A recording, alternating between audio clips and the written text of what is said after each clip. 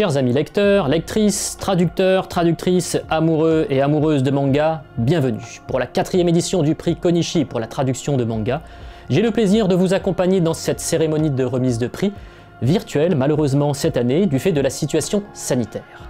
Le prix Konishi de la traduction de manga japonais en français récompense chaque année la traduction en français d'un manga japonais publié au cours de l'année passée.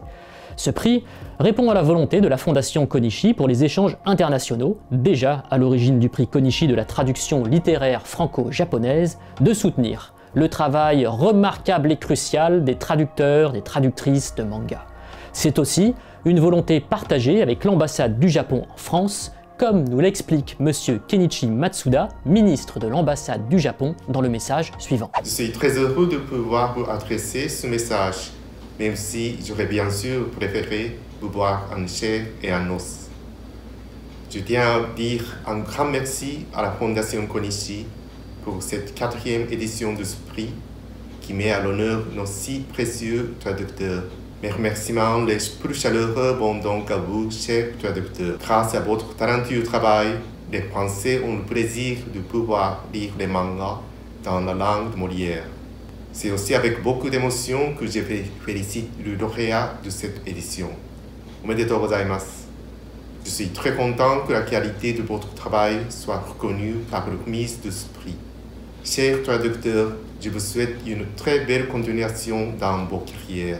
Et un grand merci aux lecteurs français et à leur enthousiasme toujours plus débordant pour les mangas, restant sur le podium des plus grands consommateurs de mangas au monde. Portez-vous bien. Merci à Monsieur Matsuda pour ce chaleureux message en français. La Fondation Konishi tient à renouveler ses remerciements les plus sincères à l'ambassade du Japon en France pour son engagement dès le début dans la création de ce prix et pour son soutien indéfectible.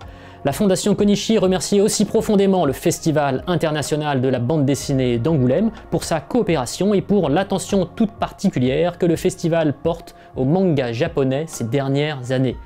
Pour cette 4e édition, 10 titres ont été nommés par un premier jury, composé d'une vingtaine de grands lecteurs et lectrices de manga, libraires, journalistes ou auteurs, autrices, pour vous présenter.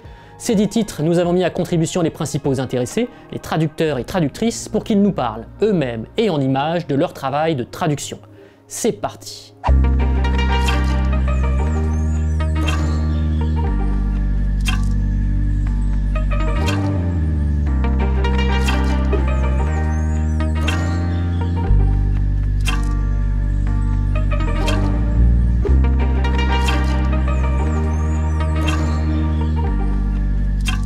Aria, c'est avant tout un concentré d'énergie positive. Certains chapitres sont très drôles, d'autres sont plus contemplatifs, mais si j'ai bien fait mon travail, vous devriez en ressortir avec le sourire. Ma principale mission, ça a été de préserver au maximum cette ambiance particulière. Chaque ondine a une personnalité bien marquée que je me suis efforcée de refléter en définissant un registre propre à chacune. Pour vous donner quelques exemples, Alicia est très douce, Akari est désespérément fleur bleue et Aika cache un petit cœur sensible sous ses grands airs.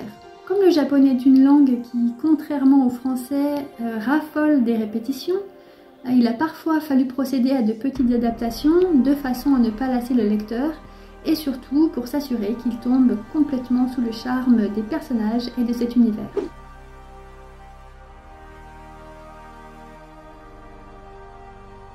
C'est un titre qui a été un vrai challenge à traduire, parce que l'auteur du manga original, Nishio Ishin, est quelqu'un qui, à mon sens, possède un style vraiment unique, très riche, très foisonnant, et qui surtout est toujours très inventif en jouant énormément des particularités de la langue japonaise. Et ce qui fait en somme de ces titres toujours un concentré de toutes les difficultés qu'on peut rencontrer en traduction. Ce sont toujours les œuvres qui vous poussent dans vos derniers retranchements en tant que traducteur et ce sont toujours celles-ci qui sont les plus amusantes à traduire.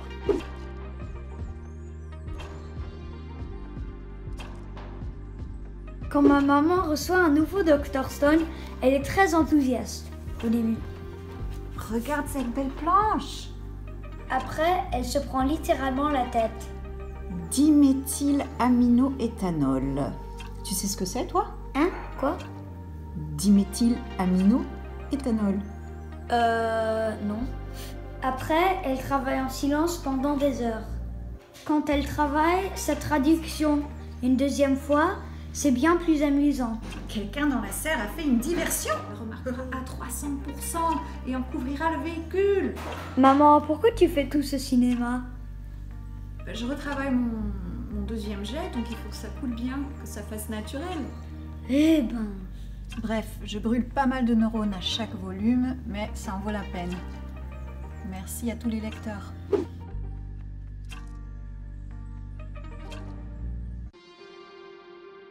L'apparente simplicité littéraire d'un titre comme Girls Last Tour est contrebalancée par la naïveté et la candeur des deux héroïnes. Le monde qu'elles doivent traverser est dévasté, sans vie, sans couleur. Et préserver la poésie qui se dégage de leurs remarques ou de leurs observations a représenté un certain challenge d'un point de vue de la traduction.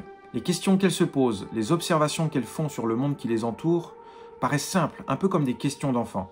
Mais les réponses sous-jacentes, philosophiques qui en découlent, elles, ne le sont pas. Comme quoi, même en traduction, Léonard de Vinci avait peut-être raison. La simplicité et la sophistication même.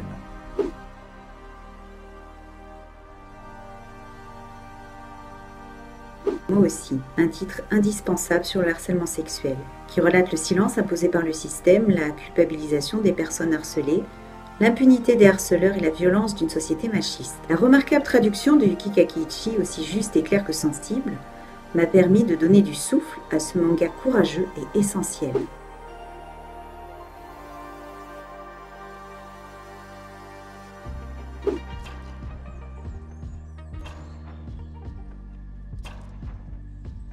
Ma langue maternelle, c'est le japonais.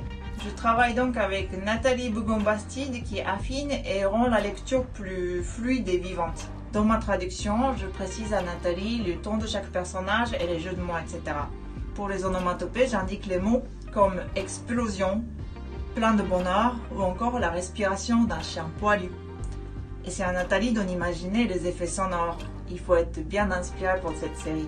Sur ce manga très agréable, le travail d'adaptation est important du fait notamment du contexte de guerre froide revisité par un œil japonais, de l'humour et des dialogues à rendre souvent plus percutants, du langage des personnages nécessitant aussi d'être appuyé au contraire allégé. Et il y a bien sûr les onomatopées qui sollicitent la créativité. La traduction pointue et pertinente de Satoko me donne beaucoup de marge de manœuvre, idem pour l'éditeur qui nous fait une totale confiance.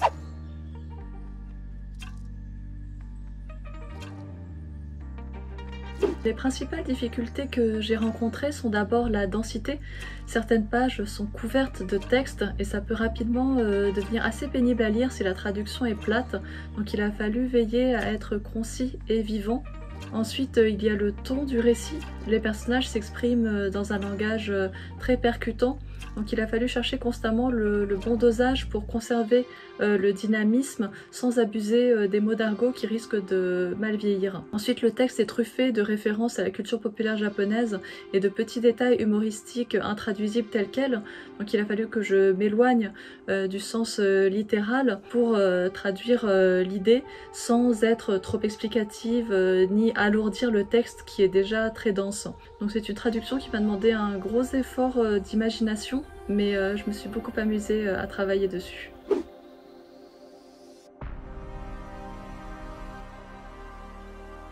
De toutes les histoires de ce volume, la jeunesse de Yoshio est probablement ma préférée. Voici un court exemple qui j'espère pourra aider à éclairer une des nombreuses facettes du métier de traducteur, l'adaptation. Pourquoi avoir ici choisi de traduire les affres de la page blanche plutôt que la traduction directe, plus simple, pour exprimer le mal-être de Yoshio? En japonais, le mot utilisé est slump, de l'anglais slump, qui signifie être déprimé, n'avoir plus envie de rien. Il ne s'écrit pas en idéogramme et est exprimé en katakana. Son sens ne peut être deviné si on ne connaît pas l'expression, ce qui est le cas pour la demi-sœur de Yoshio qui le répète sans comprendre pour le taquiner. Sa mère n'est pas plus avancée, même si elle s'imagine que ça doit être un type de condition, peut-être guérissable. Il fallait donc trouver une expression qui soit à la fois assez rare pour ne pas faire partie du vocabulaire de ces deux personnages, comme par exemple marasme ou apathie, mais qui puisse aussi évoquer une maladie et être utilisée sur le ton de la moquerie. Parmi toutes les solutions envisageables, j'ai finalement opté pour les affres de la page blanche. Pour la proximité avec le mot aft, ce qui permet d'évoquer que la mère ne comprend pas quel étrange mal travaille son fils, en gardant l'évocation médicale et de justifier que sa petite sœur le taquine avec. Enfin, le côté pompeux de l'expression permet aussi de dessiner en creux que Yoshio se considère un peu présomptueusement comme un artiste incompris. Un grand merci aux traducteurs et traductrices pour tous ces messages qui nous apportent un éclairage concret et précieux sur leur travail, les problématiques qu'ils rencontrent et leur attachement aux œuvres qu'ils traduisent. 10 titres très différents donc, mais tous de grande qualité, et dont les traductions ont été étudiées à la loupe en français et en japonais par les membres du grand jury. Sans plus attendre, roulement de tambour, le moment est venu de découvrir ensemble le Grand Prix 2021.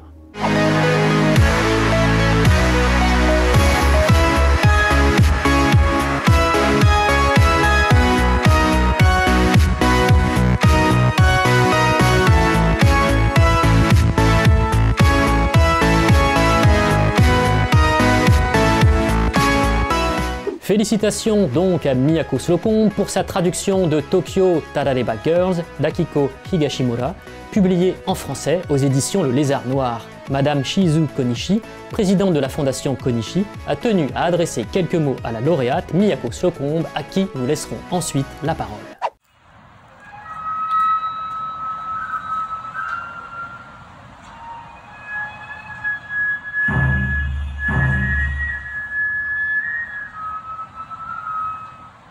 小西国際交流財団の小西千鶴です。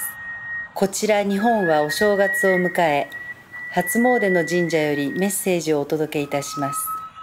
日本文学のフランス語への翻訳に対する検証を25回にわたり行ってまいりました小西国際交流財団に、在仏日本大使館より漫画に対しても検証してほしいと依頼され、今回で漫画翻訳賞も第4回目を迎えました。漫画は一目見ただけで日本の生活様式を分かっていただけ、フランスにおいても幅広い方々に愛されています。第1回目の受賞者よりとても素晴らしい方々が受賞され、その方々は深く漫画を、そして日本を愛し理解してくださっています。第4回目の今回もとても優れた作品がノミネートされ、今回は東京タラレバ娘を翻訳された都スロコームさんがご受賞されることになりました。都スロコームさん、ご受賞おめでとうございます。本来であれば直接お目にかかってお祝いを伝え、この翻訳にあたり難しかったこと、楽しかったことなどなどお伺いしたかったことですが、今回はこのビデオメッセージを通してお祝いを伝えさせていただきたいと思います。また、この選考にあたられました選考委員および関係者の皆様、ありがとうございました。それでは、都ソロコンブさん、ご受賞誠におめでとうございました。フェリシターシオン。Je remercie beaucoup la fondation Konishi et le grand jury de m'avoir attribué le prix Konishi Manga 2021. J'en suis très heureuse et très fière. Je suis d'autant plus heureuse de recevoir ce prix qu'il s'agit d'un titre qui a été publié aux éditions du Lézard Noir, qui est le premier éditeur à m'avoir confié une traduction et grâce à qui j'ai pu envisager la traduction comme un métier. Donc un grand merci à Stéphane Duval pour ses encouragements et sa bienveillance constante. Akiko Higashimura, c'est une autrice que je rêvais de traduire et aujourd'hui, grâce au Lézard Noir et aux éditions Akata, j'ai 3 séries en cours de traduction de cette autrice, donc merci à eux. Merci aussi aux lecteurs pour leur retour enthousiaste qui me donne beaucoup d'énergie. Tokyo Tarareba Girls, c'est une série qui me fait beaucoup rire. Donc si j'ai pu transmettre l'humour de cette autrice à travers ma traduction, alors je suis comblée. La traduction, c'est un métier très discret et en même temps qui procure beaucoup d'émotions et qui, j'ai l'impression, me permet d'aiguiser mon regard sur les nuances de ce monde. Et donc pour ça, je remercie très sincèrement la fondation Konishi de mettre en lumière ce métier de l'ombre. Merci beaucoup à tous. Bravo de nouveau à Miyako Slocombe, sa traduction de Tokyo Tarareba Girls a su convaincre les 5 membres du grand jury. C'est ce que nous explique en tout cas Blanche Delaborde, chercheuse à l'INALCO, spécialisée dans la narration dans le manga japonais et membre du grand jury. Le jury voudrait d'abord saluer tous les traducteurs et traductrices qui travaillent avec passion dans des conditions souvent difficiles pour mettre à la portée du public francophone l'univers foisonnant des mangas. On a pu encore le voir cette année avec les œuvres retenues dans la sélection. Très variées dans leurs thèmes, leurs styles et leurs registres, chacune d'entre elles présentait un défi unique que les traducteurs ont su relever avec brio. Si nous avons choisi de récompenser la traduction de Tokyo Tarareba Girls par Miyako Slocombe, c'est justement parce qu'elle a réussi à relever de la manière la plus originale et la plus personnelle les nombreux challenges proposés par ce manga. Tokyo Tarareba Girls est un manga comique au registre léger, mais qui traite aussi de questions sociales et relationnelles sérieuses, et l'équilibre à trouver était délicat pour traduire ce texte. Il fallait se l'approprier, l'adapter, et ne pas hésiter à réaliser des choix forts, et c'est exactement ce qu'a fait Miyako Slocombe.